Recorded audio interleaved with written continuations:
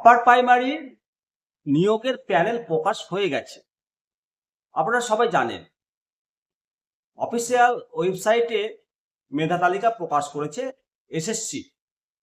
এবারে কাউন্সিলিং সংক্রান্ত নোটিফিকেশন করেছে এসএসসি।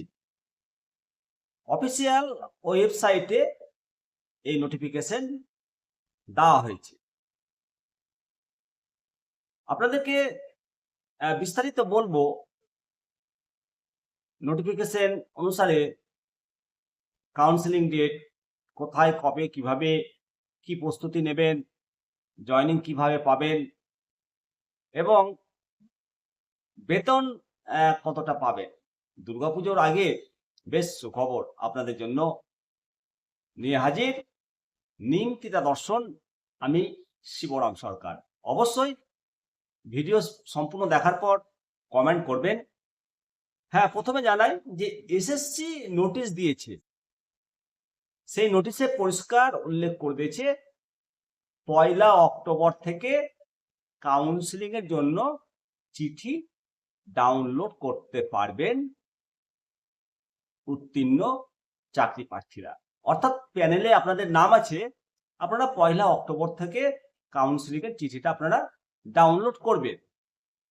আর কাউন্সিলিং শুরু হবে 3রা অক্টোবর থেকে।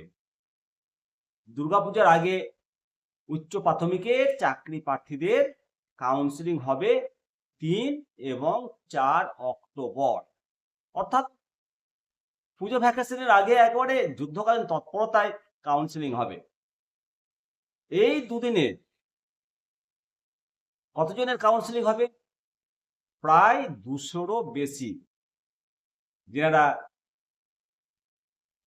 সফল হয়েছেন সেই সমস্ত চাকরি প্রার্থীদের 200+ চাকরি প্রার্থীদের কাউন্সিলিং করা হবে বলে বিজ্ঞপ্তি দিয়ে কমিশন যথারীতি জানিয়েছে।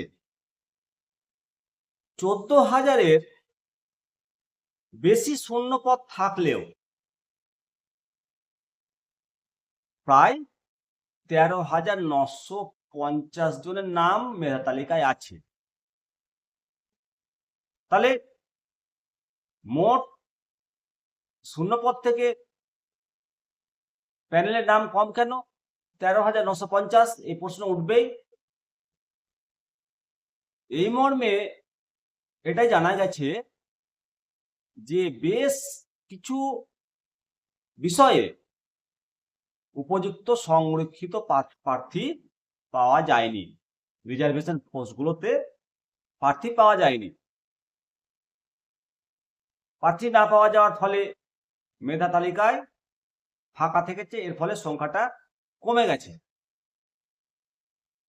এর আগে 2বার মেধা তালিকা প্রকাশ করা হয়েছে, কিন্তু দুর্নীতির অভিযোগে বাতিল হয়েছে বারবার। আর বাতিল হবে না, কনফার্ম। এটা অন্তত আমার মনে হয়।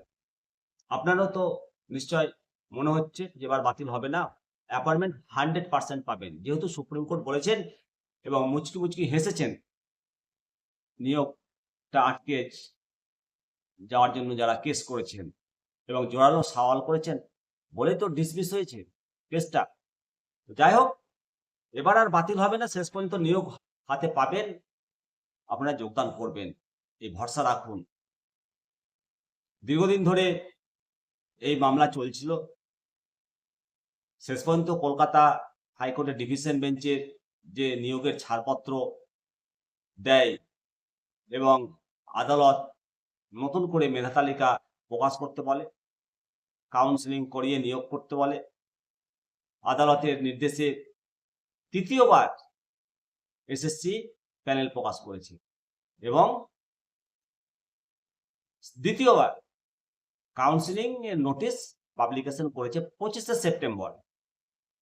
মোট 8,950 জন প্রার্থীর নাম রয়েছে মেধা তালিকায়।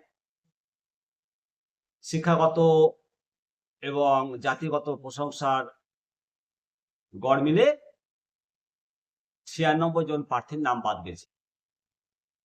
সেই সঙ্গে তালিকায় 10 জন প্রার্থী নামযুক্ত করা হয়েছে। যারা ব্যক্তিগতভাবে হাইকোর্টের রায় পেয়েছেন, বাকি প্রার্থীরা ওয়েটিং লিস্টে আছেন।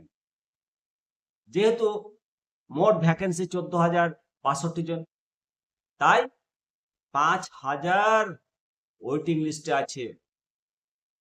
তবে এই ওয়েটিং লিস্টে থাকা সমস্ত প্রার্থী, বেশিরভাগ প্রার্থী চাকরি পেয়ে যাবেন, এটা গ্যারান্টি।